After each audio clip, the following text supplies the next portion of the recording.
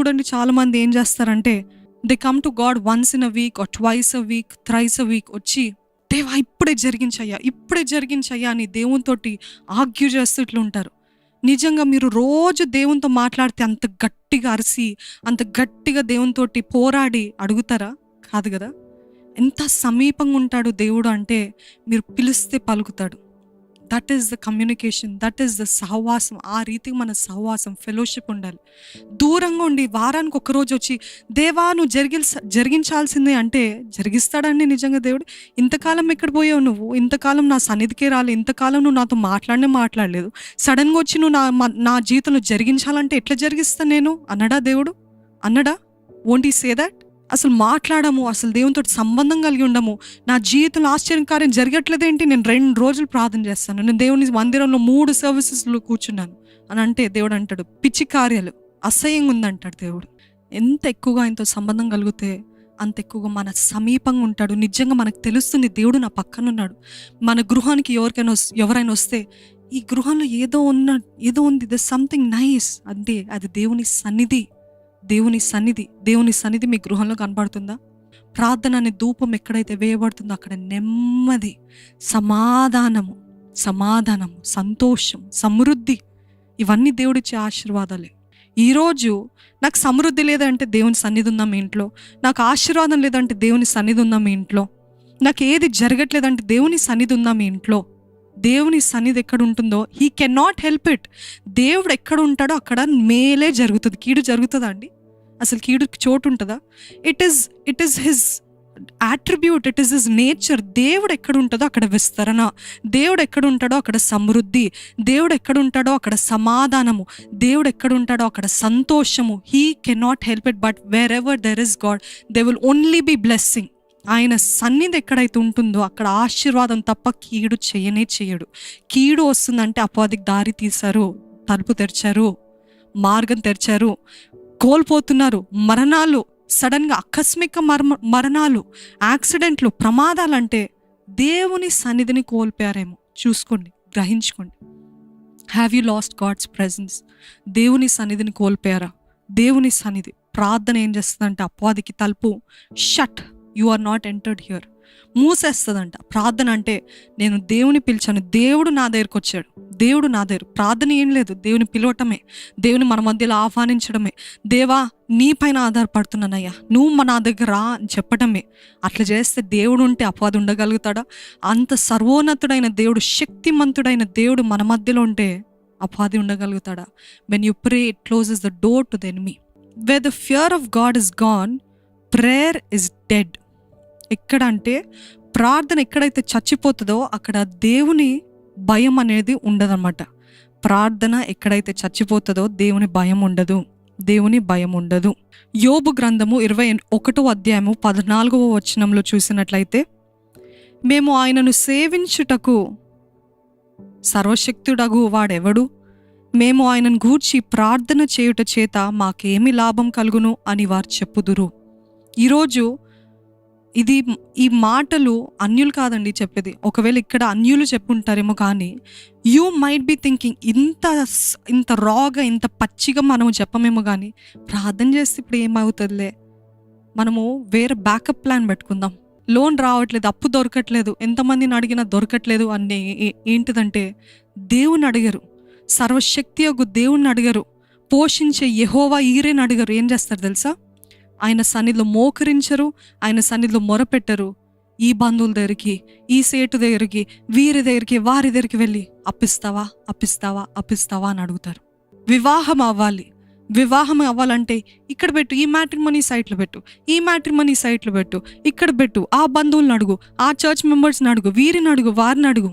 మోకరించి దేవా నీ చిత్తమైన వ్యక్తిని దయచేవా, నీ అందు భయభక్తులు ఉన్న వ్యక్తిని దయచేవా అని అడిగారా? మనము ఇట్లా డైరెక్ట్గా చెప్పం, కానీ ప్రార్థన చేస్తే ఏమవుతుందిలే, యాక్షన్స్లో చూపిద్దాం, విశ్వాసాన్ని చూపిద్దాం. క్రియలు లేని విశ్వాసం వ్యర్థమని దేవుని వాక్యం తెలియజేస్తుంది కదా అని మరలా బైబిల్ని కూడా కోట్ చేసి చెప్తారు కదండి. నిజంగా దేవుని అడగండి.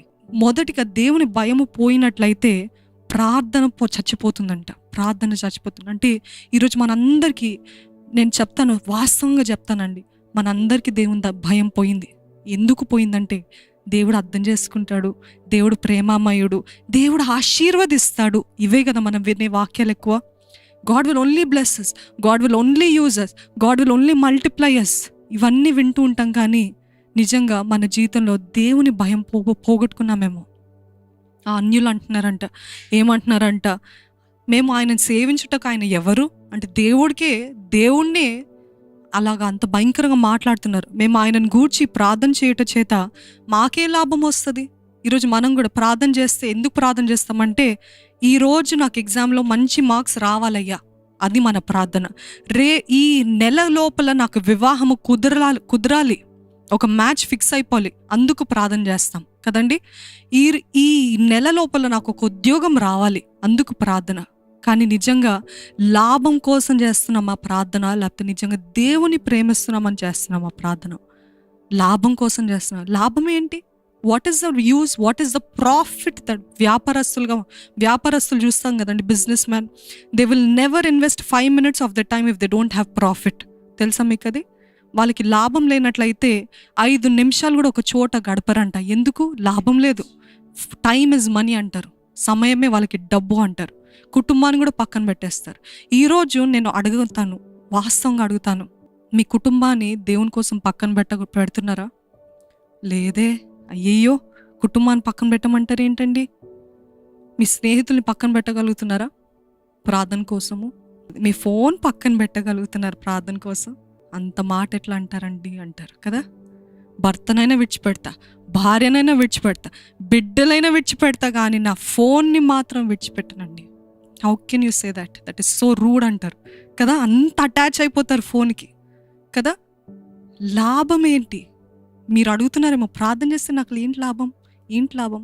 ఈరోజు దేవుని నిమిత్తమై మీ కుటుంబాన్ని పక్కన పెట్టండి. ఈరోజు దేవుని నిమిత్తమై మీ ఫోన్ని పక్కన పెట్టండి. ఈరోజు దేవుని నిమిత్తమై ఇవన్నీ పక్కన పెట్టి చూడండి. దేవుడు మిమ్మల్ని ఆశీర్వదించకపోతే, దేవుడు మిమ్మల్ని వర్ధలింపజేయకపోతే నన్ను అడగండి మళ్ళీ. He is a God, he is a just God. ఆయన న్యాయాధిపతి.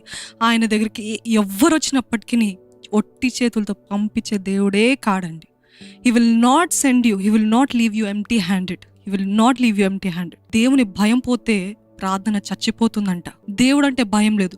దేవునికి ప్రార్థన చేస్తే నాకు ఏంటి లాభం అని, లాభం కోసం ప్రార్థన, ఏమైనా జరగాలంటే ప్రార్థన, ఆశీర్వాదాల కోసం ప్రార్థన, స్వస్థతల కోసం ప్రార్థన, వీటి కోసమే ప్రార్థన. కానీ do you really come to God for who he is? ఆయన ఏమై ఉన్నాడు? ఆయన ఎంతో గొప్ప దేవుడు. ఆయనతో మాట్లాడకపోతే నేను క్షీణించిపోతాను, నేను ఉండలేను, నేను బ్రతకలేను అనే ఉద్దేశంతో వస్తున్నారా? ప్రార్థనహీనత మనల్ని it will slow us down. అంటే ఏం చెప్తాము? ప్రార్థన లేకపోతే మనము జీవితంలో మెల్లమెల్లగా దిగజారిపోతూ ఉంటాం, వెనకాడుతూ ఉంటాం, వెనుకకి వెళ్ళిపోతూ ఉంటాం. ప్రార్థనహీనత మనల్ని వెనుకకి తిప్పుతుంది, వెనుకకి మళ్ళిస్తుంది, లేకపోతే లాస్ట్లో ఉంచుతుంది. ప్రార్థన చేసేవారిని దేవుడు ఎప్పుడు కూడా తలగా ఉంచుతాడు. ప్రార్థనహీనులై ఉంటే వారు తోకగా మారతారంట. ఈరోజు వెనకాడుతున్నారా? ఉద్యోగంలో ప్రమోషన్ లేదు, ఉద్యోగంలో ఎటువంటి ఆశీర్వాదం లేదు, వర్ధిలత లేదు, నేను ఏంది చేసిన are you slowing your life down? Your life is slowing down. నా జీవితం ఏం మాత్రం ముందుకు వెళ్ళట్లేదు అంటే ప్రార్థనహీనతను బట్టి మన జీవితం కూడా స్లో అయిపోతుంది. It will become slow, we will slow. అందుకనే ఆ స్లో అయిన టైంలోనే అపవాది మనల్ని దాడి చేస్తాడంట, వెనుకుండేవారిని. బైబిల్లో ఒకటి ఉంటుంది, ఏంటిదంటే అమాలేకులు అటాక్ చేసినప్పుడు ఇశ్రాయేల్ని ముందున్న వారిని అటాక్ చేయలేదంట. ఎవరైతే వెనకాల స్టక్ అయిపోయి ఉన్నారో, స్లోగా వస్తున్నారో వారిని అటాక్ చేయగలరు. ఎందుకు అనంటే because they were slow. You know what prayerlessness does? ప్రార్థనహీనత మనల్ని స్లో చేస్తుంది, వెనకాల ఆఖరిలో ఉండడానికి అవకాశం ఇస్తుంది. ఈరోజు God is only telling us one thing, మన శరీరాన్ని లోపరుచుకోవాలి. ఎందుకు అంటే నేను ప్రార్థన చేయాల్సిందే. నా శరీరంలో ఓపిక లేదు, నాకు సమయము లేదు, నాకు ఏమీ లేదు. బట్ మీ శరీరానికి మీ పైన అధికారం ఉందా, లేకపోతే మీ ఆత్మకి మీ పైన అధికారం ఉందా? గ్రహించుకోండి. Is your spirit more powerful than your flesh, or is your flesh more powerful? What prayer does is, prayer is like exhaling flesh and inhaling the Holy Spirit. అర్థమవుతుందండి? ప్రార్థన అంట మనము పరిశుద్ధాత్ముని పీల్చుకుంటున్నామంట, శరీరేచ్ఛల్ని, శరీర సంబంధించిన క్రియలన్నిటినీ బయటికి ఊదేస్తున్నామంట. అర్థమవుతుందా? When we pray we inhale the Holy Spirit అంటే పరిశుద్ధాత్మ దేవుడు మన శరీరాన్ని స్వాధీనపరుచుకుంటాడంట. మనం ఎప్పుడైతే ప్రార్థన చేసినప్పుడు ఆ ప్రార్థన బట్టి మన శరీరేచ్ఛలు, శరీర క్రియలన్నీ కూడా బయటికి ఊదేస్తున్నామంట. So you're taking more of the Holy Spirit. పరిశుద్ధాత్ముడు ఎక్కువగా తీసుకుంటున్నాము. శరీరేచ్ఛలు, శరీర కార్యాలన్నింటినీ కూడా బయట ఊదేస్తున్నాం, బయటికి పంపించేస్తున్నాం. లోపరుచుకుంటున్నారా? ఈరోజు మీరు చెప్పాలి, దేవా నా శరీరాన్ని స్వాధీనపరచుకోవడానికి నాకు శక్తిని దయచేయి. నా శరీరం కాదు నాకు చెప్పేది ఏం చేయాలో, నా శరీరం కాదు చెప్పేది, ఇది నా బాధ్యత, నేను ప్రార్థన చేయాలి.